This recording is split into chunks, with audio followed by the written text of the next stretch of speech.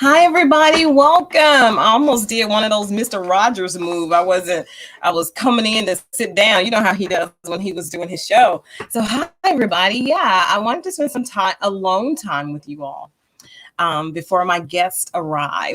And they are so fantastic. Jan Winterburn is coming on first, and then Ben Gray.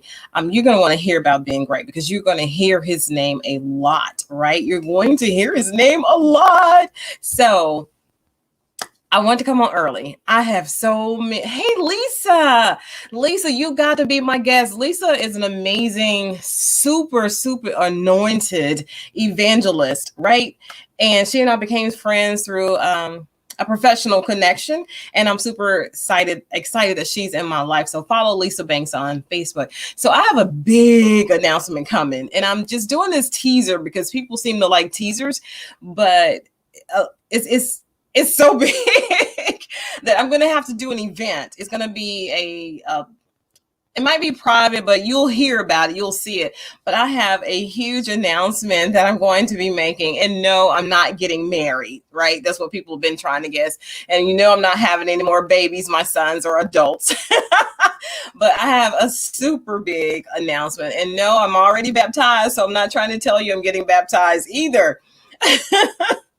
But this announcement is so huge. And what I think I'll start releasing some of it in bits and pieces, like phases, like when you're building a big building, you build it in a compound, or a resort, you build it in pieces, right? So I'm going to probably make an announcement tomorrow. I really want my young men with me when I do this. And it's super exciting. It's not just for me. It's going to be for the world, right? Everybody will get to enjoy this announcement. So that's enough about the announcement. So we are doing more Facebook Lives, which I'm also on YouTube and going to be on Instagram and LinkedIn and all that stuff too at the same time. But we're doing more shows. We were supposed to be in front of an audience today, but some things out of my control actually happened. So just hold on, because we are definitely going to have our show today. But I wanted you to just keep in touch with me, stay close to me, because I want those people who have been with me a long time to hear the announcement first. And then we'll go public. There'll probably be a press conference, press release, and all that good stuff. And like I said, there'll be a reception where we'll dress up, or we'll do sundresses and linen suits. I'm not sure what our attire would be, but it will be fabulous. And our guest Jan knows about the announcement. So I'm glad that she was still unavailable for a few minutes. So I got a chance to you and I just talk. Me and the audience just talk. We rarely get a chance to do that unless we're in public. We're in public at one of my live tapings, or you see me individually. But stay tuned. Keep watching Facebook and LinkedIn and Instagram and Twitter and all that stuff for my big announcement. And it's probably coming because the event will be in 2 weeks. But the announcement has to come before the event, right? So you'll know why you're coming, but stay tuned for that. So we're going to go ahead with the show, everybody. Welcome in to Loretta McNary Show. We're calling it Loretta McNary Live because we're live right here on this show. So my guest, Jan, she is so incredible. We've been knowing each other for years, and we'll share some of that with you.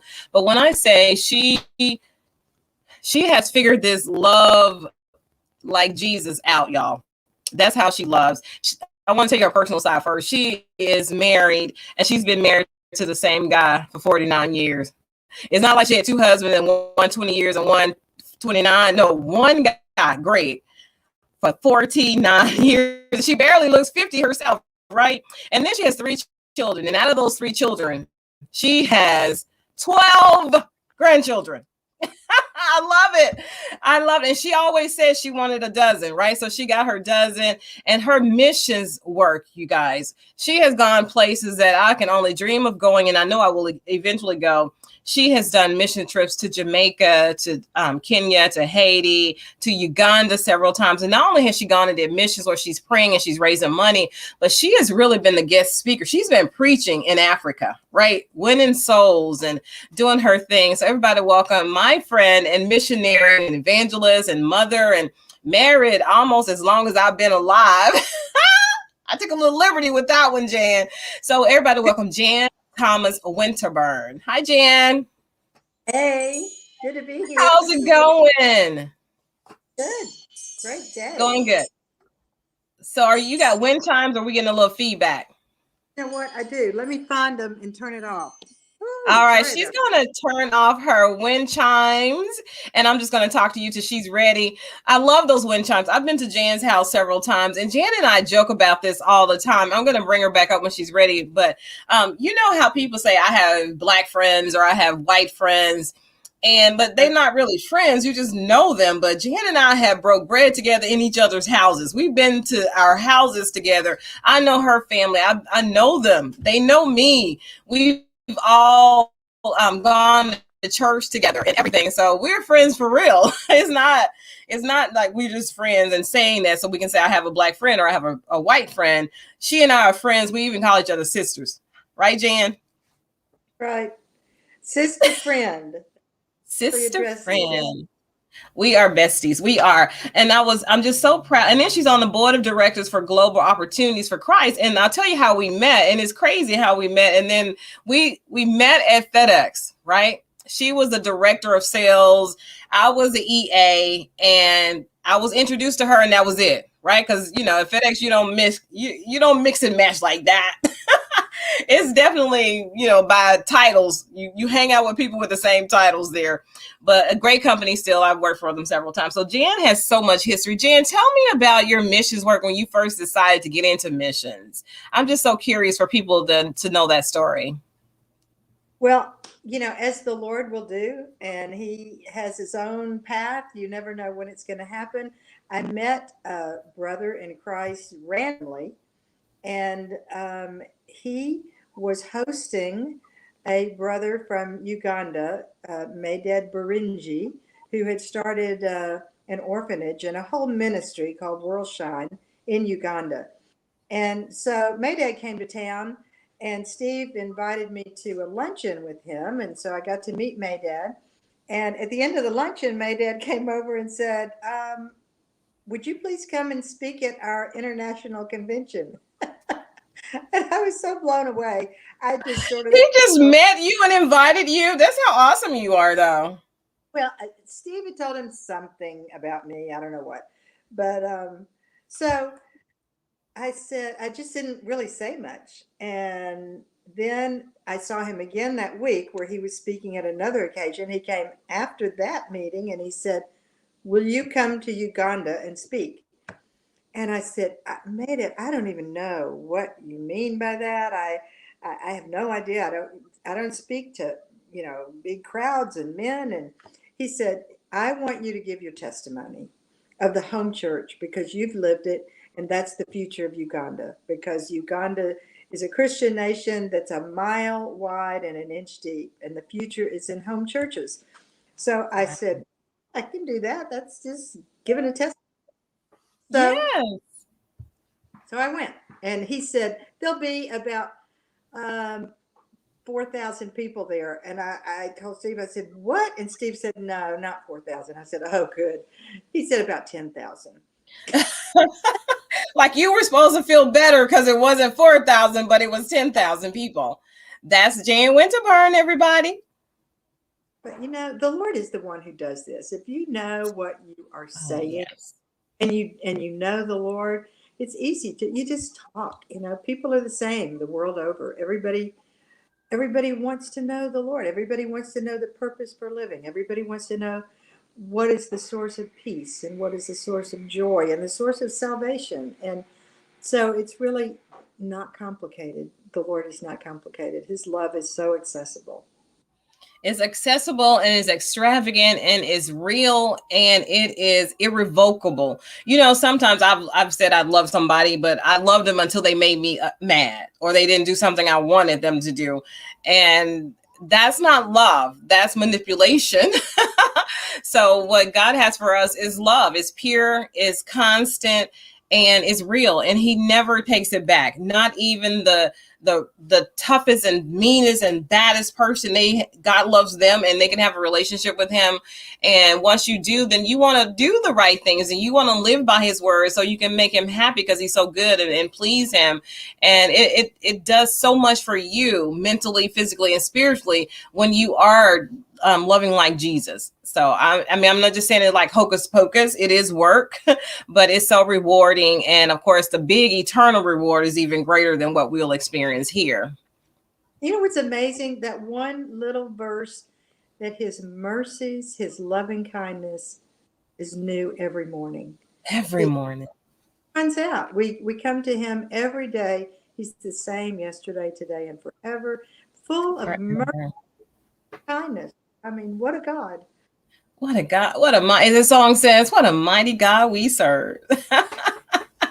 So you do other things too when you're not traveling all across the world and the country, because you have 12 grandchildren. So how many, can you name them all? Because I was always curious about that when people have a lot of children, because I have 5 sons and I still call them each the same name. I'm like, I'm looking at you, so I'm talking to you. And I go, Brandon, Marshall, Nicholas, Jacob, Spencer. I'm like, I'm talking to you. How do you do that with 12 grandkids? I won't say that I don't call the baby Zeke's name. Obviously, I do know all of them, and I get to live on the same property with 4 of them, which is such a joy. The baby of the 12 lives here. In fact, almost the last 4 of the 12 live here on this property with us. We have a mother-in-law house with our youngest daughter, who invited us, she and her husband invited us to come and live with them, do a mother-in-law house. And I, wow, thrilled about that. Yeah, and it's beautiful. You all have a lake, you have grounds and a pool, and it is something spectacular to see. I could be in somebody's mother-in-law suite, that's for sure. Somebody's mother-in-law house, because it's more than a suite. It's a house. It has separate driveway, separate everything, but it's on the same amazing acreage of property. So, and you guys get along so well like that all the time. So, but do you see them every day? Are you seeing them? Wow. It's very rare for a day to go by that I don't see them. And it's fun because we have a breezeway connecting our houses, as you know. And, the little ones will just come running over. One of them, she'll run over, jump up in my arms, give me a hug, and then turn around and run back. Or, come and play. Toys here. They have videos here. They love to get under our bed and play and get behind. Yeah. Your place is so spectacular. Greg is an architect, and he has done some tremendous things that people wish they could have in their homes. So I want to get to the point where, we met. You remember how we met and why we met, and I didn't want to do the show with you because I was so busy, and I was like, what is Memphis Exalts Jesus? And then it was so much going on that weekend, and so we made it happen. Jan was persistent. And I see now why there was so much opposition to our meeting, because we were destined, number 1. And number 2, we are super powerful together. We make stuff happen. We're praying. We're just enjoying. We've combined 2 different families a lot, and we just love each other. So talk about that event. And I've always asked you, when is the next one? Because it was so phenomenal.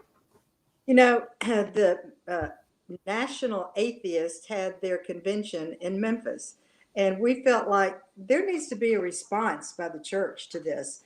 And so we were going to have an occasion called Memphis Exalts Jesus in the Redbird Stadium. We rented it.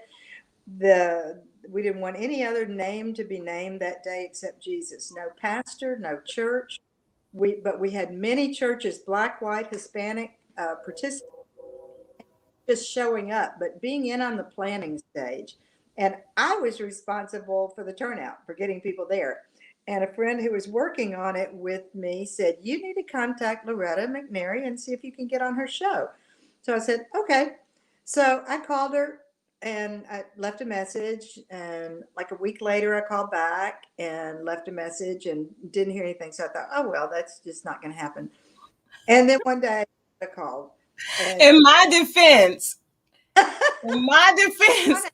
it was not Loretta McNary's show. It didn't exist. Did I have my show then?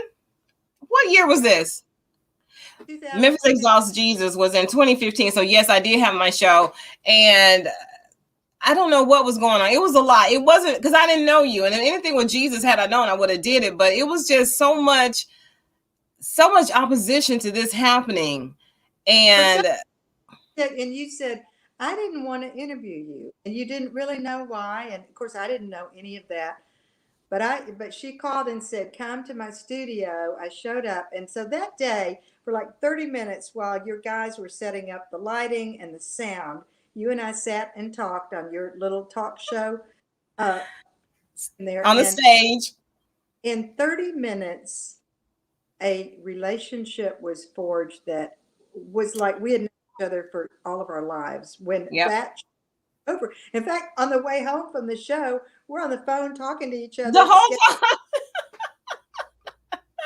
That's why I said we were destined to meet. And anytime there's a lot of opposition against something, that's why I tell people, go show up, especially when you know you're supposed to do something and go somewhere and you don't want to, but you don't know why you don't want to go, because those have always been the highlights of my career when I've showed up at an event that I really didn't want to go to. And especially any guests that for some reason, I don't know why I didn't want to do it, but I became fast friends with them, and the causes and my passion and ministry, they aligned, the stars aligned. And I am so grateful that we had that opportunity to get to know each other.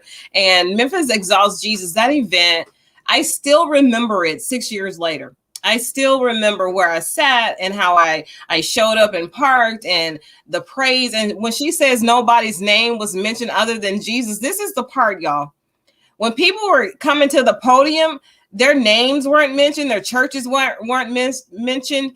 Like the Hispanic churches were able to praise God in the way that they praise God in their native language. There was an Asian performance praising God in their native way.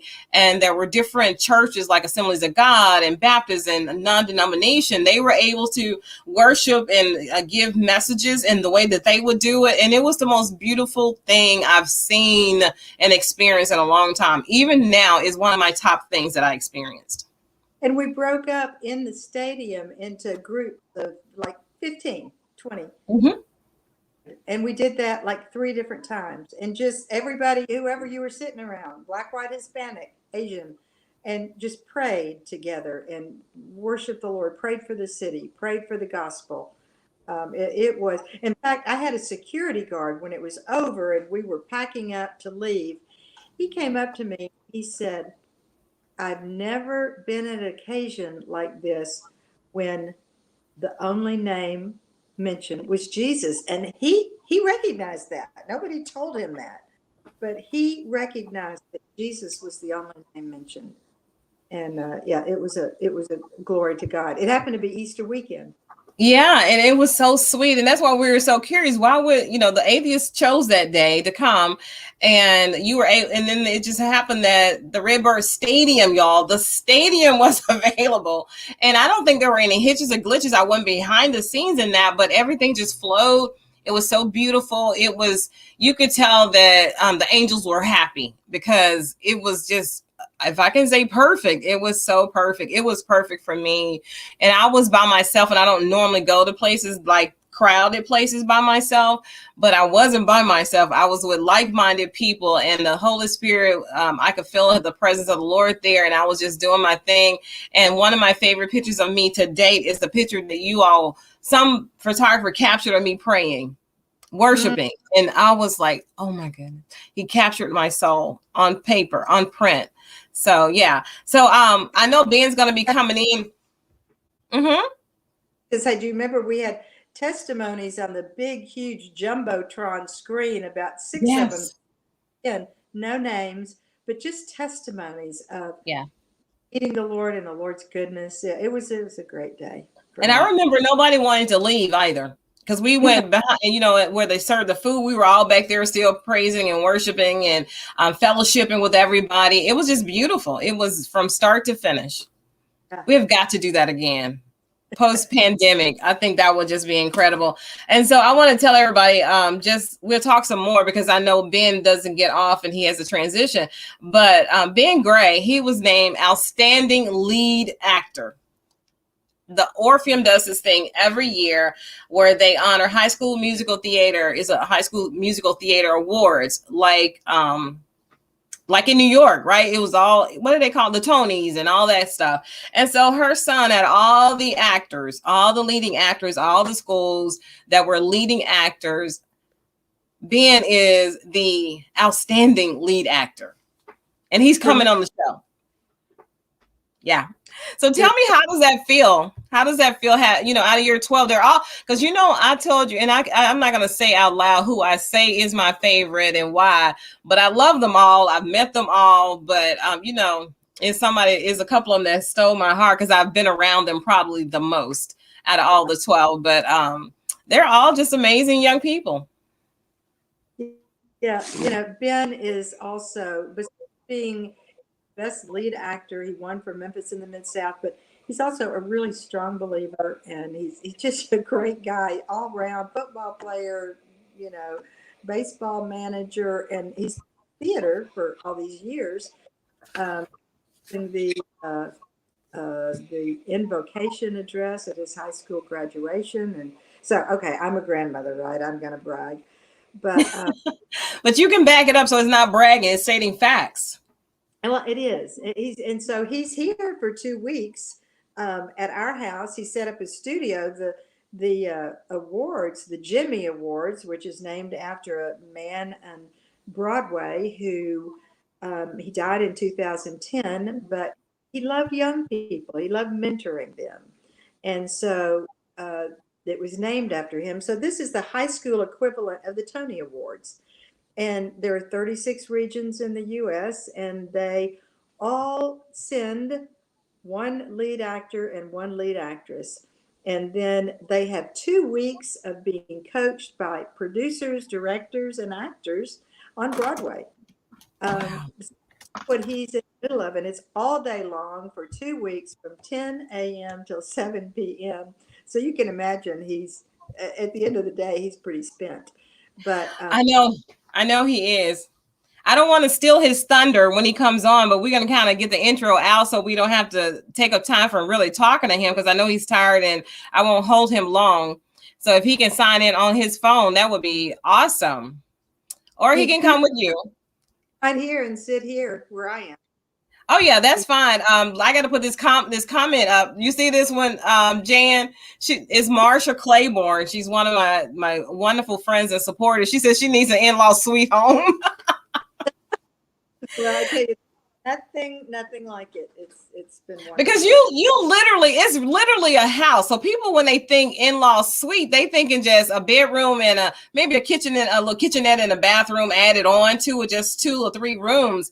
But theirs is not an in-law suite to me. It's a home on the same property. It's like their own little subdivision, but it's just 2 houses, hers and her daughter's and her family. But it's beautiful. You should, if only you could see the work. We put an addition on, so we actually have a 2-bedroom, 2-bath house that's just connected by a 40-foot breezeway to the big house where my daughter's family lives. So, well, Loretta, you know what? I want to tell you, besides the fact that Ben is awesome in every way, he has just been on all day long, and he is getting ready to walk over here and talk to you. So. That's so awesome. Everybody give it up for Ben Gregg, because you'll be clapping for him for a long time. And what I love most about him is he is so unapologetic about his love for God and his love for his family. So yes. I want you guys to meet a young person on fire for Christ. And God has truly gifted him with an amazing talent as an actor. And he is proven it, but he's an award-winning actor, right? Already. Did you have to say it like that from now on? I'm an award-winning actor. I'm an award-winning actor, as crazy as it sounds. So how are you, Ben? I know you're tired. We're only going to spend a little time, and you'll definitely have to come back. But let me first say this before we really get into this. I am so proud of you. I am so proud of you. Thank you. I remember I can't remember the play, but you had these overalls on and you were in something, and Jan was telling me about it. And she's like, my son's in a play. He's on stage. And I'm like, awesome. And you've been on so many. Yes. So many stages. Oh, tell us about it. Yeah, there is something special. My first play I ever did, I was an 8th grader, and I did Peter Pan, and I got to be Hook, which was amazing.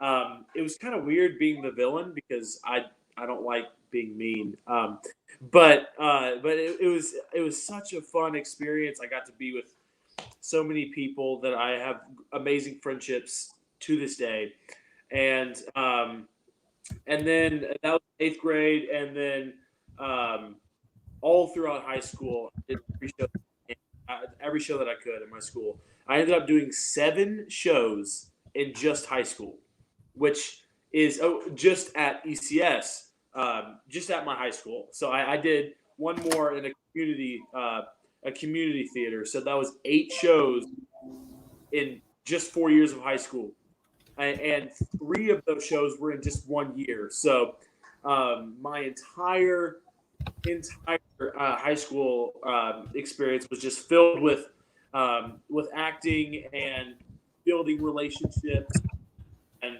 I wouldn't trade it for anything. Okay, so I'm going to have to ask you this, and I know it's a tough question to ask an actor, but what has been your favorite performance and why? Oh, favorite performance and why? Okay, so when you say performance, do you mean a specific show or a specific? Yes. Role? So a specific show, like a specific night or a specific entire show? Entire. Out of everything you've done thus far, I want to know what's been your favorite, whether it was a scene or a line or stage, whatever it was, and then I want to know your least favorite. Well, that one's much easier. Okay, so my most favorite definitely was when I got to sing. I got to sing One Day More on the ECS stage with, I think we had a cast of like 50 people on the stage at the same time, singing one song, singing our hearts out, all on stage together. The sound that came from all 50 of us just singing our hearts out is completely unmatched. It's big rush. You get the most joy I've ever experienced was being on stage with 50 of my closest friends, just all in the exact same mindset of, okay, this is the story of the characters that, and these characters are real people and they deserve to have their story told well. And so every single person just wants to tell the story to the best of their ability. And of course, the story of Les Mis is such a clear picture of the gospel of redemption, and just getting to do that on the Christian ECS stage, it's just so rewarding. And I know that God was with every single one we were doing that, and it was music to His ears. Absolutely. Absolutely. Okay, so I want to ask you this before you answer the next part of that question. Can you tell everybody what ECS is? Because we got the show going all over the world, and I want them to get a shameless plug because I love ECS. Okay, yes. So ECS stands for Evangelical Christian School, and it is a private school in Memphis, Tennessee, and I started going there in 6th grade, and I was there, so middle school to high school. I got so many opportunities. I got the opportunity to be on the school podcast, which I am so honored. That's such a great honor, and I thank you so much for allowing me to be on this as well. It's such a great honor. You're so sweet. Okay, Ben, can I just get you to sing a little something for me? I would be remiss. And I know you didn't know, and now you're drinking cold water, and I'm asking you to sing. It doesn't have to be a full song, maybe just a little something.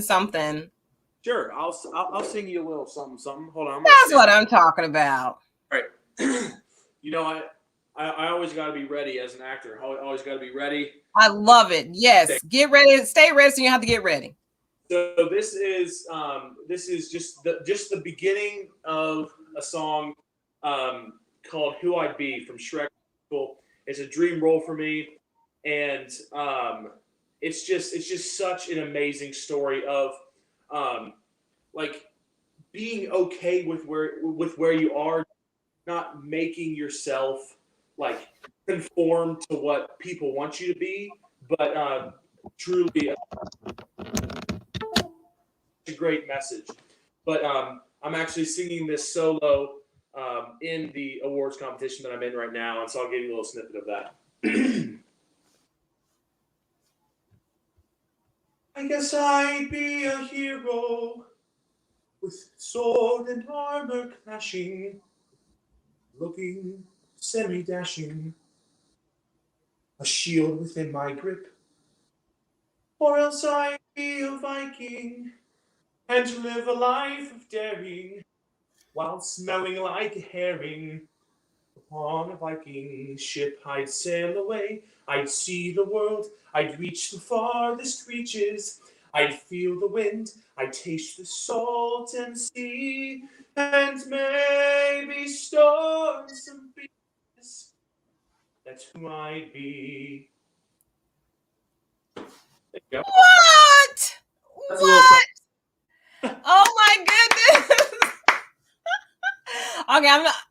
Thank you for doing that. I probably should have warned you that anytime somebody tells me they can sing, and well, you can't. You have to be proven as an artist to sing on the show, right? I don't do cute. Even my own song has to sing, as they say. So, wow, Ben, wow, that's incredible. And I know you're tired, but I just wanted to read some of what your bio is. I kind of tweaked it. Ben Gray is thrilled to be in ECS's production of the Into the Woods. He has also loved performing, but he never did anything on stage until the 6th grade history and Bible teacher. She forced him into King Midas and Greco-Roman day.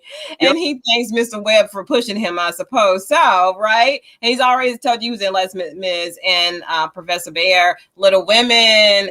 He played Andrew Carnes in Oklahoma. Is that the one where you had the overalls? Yeah. I've been a fan for a long time. I've watched you literally grow up into this young man that you are. Thank you so much. I love it. So I'm going to have to come see you live, though, now that things have opened back up. I want to come see you live. And I think I'm joining your family for the opening day at Theater Memphis next month or August or something like that. So Aunt Loretta will be there in the crowd with you. And then I'll be at your production next, too. So I already follow you on Instagram, so I'll know how to find you and how to support you. And Marsha, you have people that are watching. You all can find him on Instagram. Ben Gray, what is it, 2313? 2313, yes. I got that right. Oh my goodness. I didn't even have any notes and I nailed it. Okay. So anything you want to say to somebody who, you know, maybe a late bloomer or somebody who feels like they don't look the part or they don't look like what they see on TV. Stage is so different. Broadway is so different from TV. And that's what I love most about Broadway and stage is it's so accepting and inclusive, unlike a lot of TV shows, you know, and they want what they want and they deserve to have that. But stage and Broadway theater is different. It's so different and inclusive. So what advice would you tell somebody who thinks they can't, maybe they don't have the talent or maybe they think they don't have the look? What would you say? Yes. So I just had the wonderful opportunity of being on a Zoom with this guy, Rob McClure, who he's a very seasoned actor. He originated some roles on Broadway. And he told us a story about one of his friends that he knows who is 62 years old. He actually may be older than that now. But he was a cop his entire life. And he retired. And he was like, hey, you know, I kind of like acting. Maybe I could do that. And so he auditioned, and then he was on The Wire as a 62-year-old retired man. Like, is absolutely never to follow your dreams, and do not let anyone ever tell you that you do not look the part, you do not sound good, because I just got so much great insight from Rob McClure, and you come out of the womb knowing nothing, and you have to learn everything. Therefore, it's never too late. You could be 40 years old and start right now, and in 10 years be one of the best actors in the world, because it just takes time. But you come out of the womb knowing nothing, therefore you can learn anything. Oh my goodness, that's so profound, saying you come into this world knowing nothing. And what I like to add to that is something I tell people, because 10 years is going to be 10 years. 10 years is going to come if we're lucky to be alive. 10 years is going to come. So why not try different stuff all the time? You won't know if you're good enough. And don't just say, I tried it one time and you gave up, because that's not, you can't measure that, right? And if somebody's saying you can't do it, then do your own stage play. Invite your friends and family. Then you have that. Now you are somebody who's performed live on stage, just like anybody else in New York or wherever. So I don't like excuses. I live and operate in a no excuse zone all my life, 24/7. So I don't like that. But anybody that's willing to try to do something, I am there for them. And I love how you said that. Yes, you could be what if Michael Jordan never started playing basketball? What if Glenn Close never did anything? What if Viola Davis believed what people were telling her? Or even Dave DeVito. Is that not Dave DeVito. Something like that. Yeah, it is. What do people say? You can't do, who's gonna watch you, you know? So come on. I saw the most profound thing that I'd heard in the longest time. I can't exactly remember his name, but he was he's like considered one of the greatest guitarists of all time. Really frustrating that his name is escaping me right now, but I don't remember where I saw it, but it said at one point he was a beginner. At one point, Mickey Mantle was a beginner. The greatest sports and actors at one were a beginner. And even Fred Smith, who owns FedEx, at one point he did not own FedEx. He was struggling financially. He was having a hard time even getting FedEx off the ground. What if he had quit? What if I had quit? Exactly. Oh my goodness, it will make so much sense when I make this big announcement. What if you had quit, Ben, or said, since I'm in the 6th grade, I never acted before, I'm not going to act. You would have denied this world of this experience we now have. Yeah. So people, quit making excuses. I know you got to go. I know you're tired. I got to go too. But Ben, this has been a pleasure. Thank you. I hope you will come back again. Yes, I do too. You will. Okay. Yay. All right. So I have this little thing in closing that I like to say, and I've been doing it for years. So I'm not going to change it right now until Ben gives me something different to say. I'm going to put the pressure on him. So I say, think positive, dream big dreams, help someone along the way, and we'll see you the very next time. Bye-bye, everybody. Yay. Thanks, Ben.